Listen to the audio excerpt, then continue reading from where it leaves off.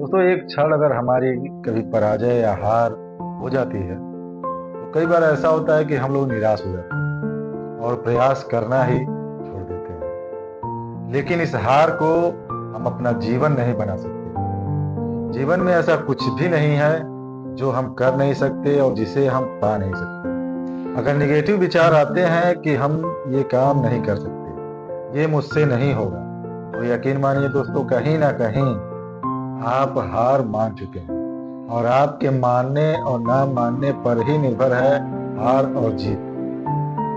अगर आपने हार नहीं मानी तो आप हारे नहीं हैं। अगर आप बिना लड़े ही, बिना संघर्ष किए ही हार मान लेते हैं तो भी आप हार जाते हैं। और संघर्ष करने के बाद भी अगर हम कभी कभी हार जाते हैं लेकिन हम हार नहीं मानते और फिर उठ के लड़ते हैं, दोस्तों अवश्य ही हमारी जीत होती है। तो हमको हार नहीं मानना।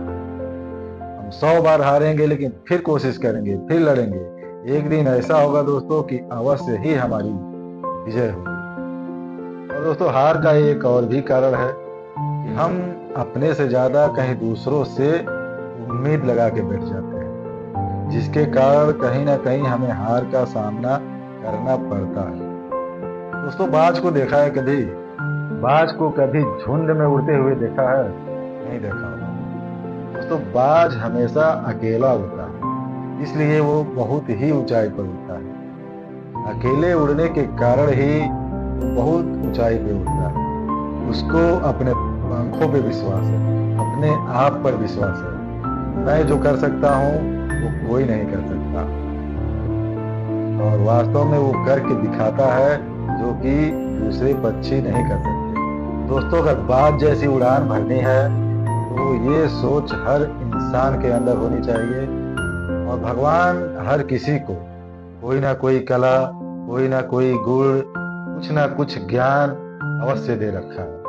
बस जरूरत है उसको जागृत करने की, उसको पहचानने की और उसको सही समय पर प्रयोग करने की। दोस्तों संघर्ष हर किसी के जीवन में होता है, लेकिन कोई बिखर जाता है, कोई निखर जाता है। दोस्तों क्या श्री रामचंद्र भगवान के जीवन में संघर्ष नहीं था?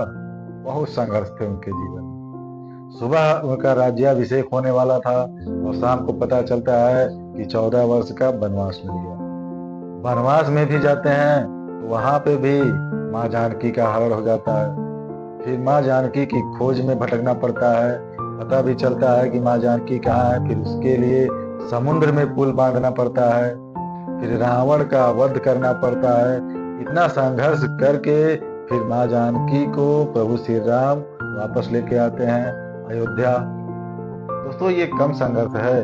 उसके बाद भी देखिए, उसके बाद भी प्रभु श्री रामचंद्र के जीवन का संघर्ष चल ही रहा था। फिर माँ जानकी की अग्नि परीक्षा। दोस्तों प्रभु के जीवन में भी बहुत संघर्ष थे। उनके हिसाब से तो हम लोगों के जीवन में ऐसा कुछ भी संघर्ष नहीं। हम लोग तो बस छोटी छोटी बातों पर ही निराश हो जाते हैं। तो एक बार सोच कर देखिए कि अगर प्रभु श्री राम के जीवन जैसा संघर्ष हो तो हम लोगों की क्या दशा हो? क्या हम वो संघर्ष झेल पाएंगे?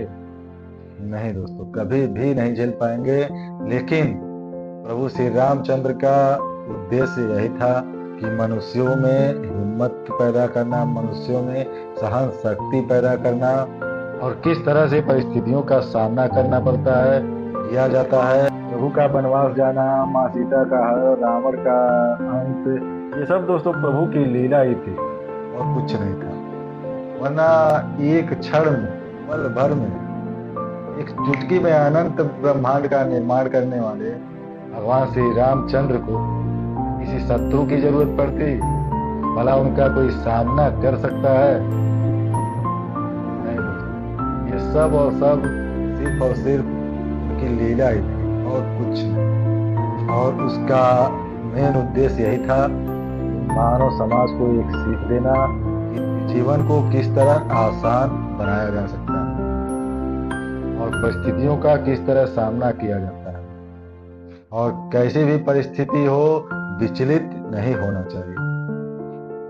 तो दोस्तों एक प्रकार से भगवान हम लोगों के जगत गुरु हैं। वो हम लोगों को सिखाने ही आए थे कि जीवन को किस तरह से जीना चाहिए और जीवन में परेशानियों का, कठिनाइयों का सामना किस तरह करना चाहिए। और इतने बड़े गुरु के सानिध्य में हैं हम, फिर हमें कैसी चिंता होनी चाहिए, हमें कैसी परेशानी होनी चाहिए। तो दोस्तों, कभी भी हताश और निराश ना हो और परिस्थितियों का सामना करना सीखें। दोस्तों, अगर जीवन में संघर्ष ना हो, कठिनाइयां ना हो, तो पशुवत जीवन जीने से फायदा क्या। मजा तो तब है जब संघर्ष करके लक्ष्य को पाया जाए। तो संघर्ष करते रहिए, एक ना एक दिन आप अपने लक्ष्य को अवश्य प्राप्त करेंगे। राधे राधे।